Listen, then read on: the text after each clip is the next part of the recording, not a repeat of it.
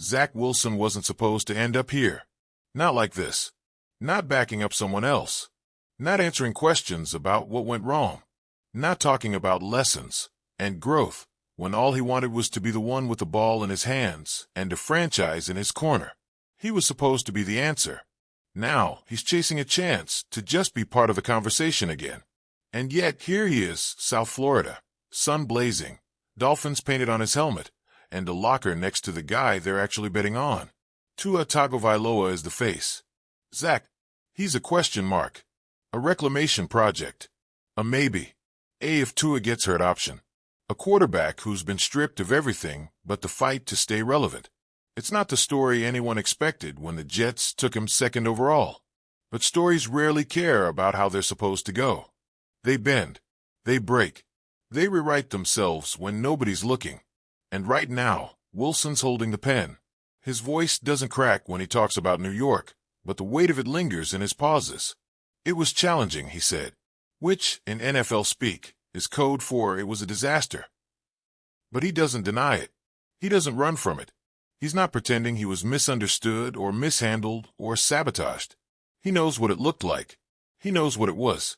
That's why he's here now, doing something most former top picks never bother trying. Owning the wreckage. It started ugly. Rookie season. Thrown in immediately. Flashes of talent buried under a mountain of poor decisions. Hesitation, misreads, ghosts. His record was bad. His stats were worse. And the look in his eyes? That wasn't a guy playing football. That was a guy trying not to drown. Things didn't get better. They got messier. Benched. Brought back. Benched again. The kind of cycle that kills confidence and careers. Fans turned. Media turned.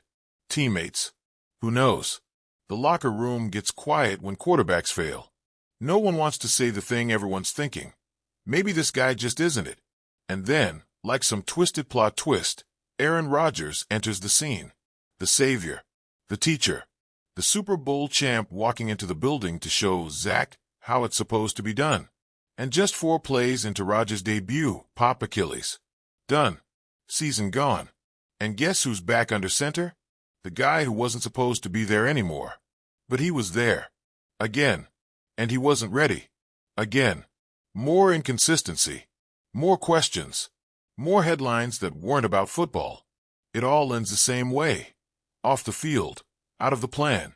Traded for scraps to Denver, where he's buried behind a rookie and given exactly 0 chances to do anything but exist. Until now. Now he's in Miami. And no, this isn't about redemption. Not yet. That word doesn't apply until you've actually done something worth redeeming. This is about something simpler, smaller, and somehow harder, relevance. Staying in the game long enough to change the conversation. Being ready when the moment finds you, because no one's handing anything over anymore. He knows that. And maybe that's why there's a calm to him now that wasn't there before. He's not saying he's changed. He's not making promises. He's just here, learning, absorbing, doing the work. And maybe that's the most surprising part. He still wants this. Still believes he can make it work. Even after everything. Because let's be honest, Miami didn't bring him in to compete.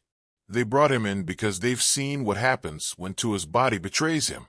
They've seen how fast a season can slip when the backup isn't ready.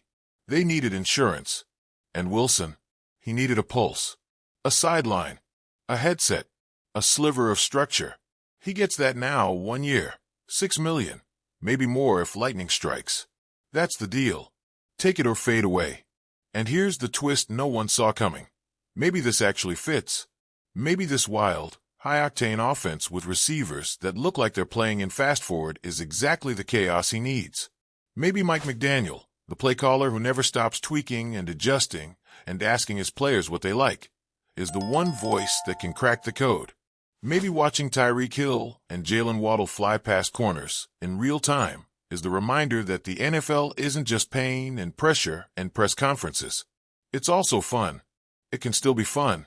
Wilson said it himself. You can't replicate what they're doing here. It's just explosive. The speed, the way things shift, it's not like anything I've seen before. He sounds like a guy watching football again, not just surviving it. There's awe in his voice, not anxiety. But that doesn't mean he's lost his edge. This isn't some feel-good reboot. This is about survival. One bad rep in camp, one missed read in preseason, and it's over. He knows that. And yet, you get the sense he's not trying to rush it anymore. He's finally slowed down, finally let go of the idea that it all has to be perfect now or never. That's growth. Not the kind you post on social media, but the kind that happens when the cameras are gone and the questions stop coming.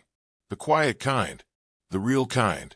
And maybe, just maybe, this is what the Zach Wilson story needed all along. A little humility, a little hunger, and a whole lot of silence.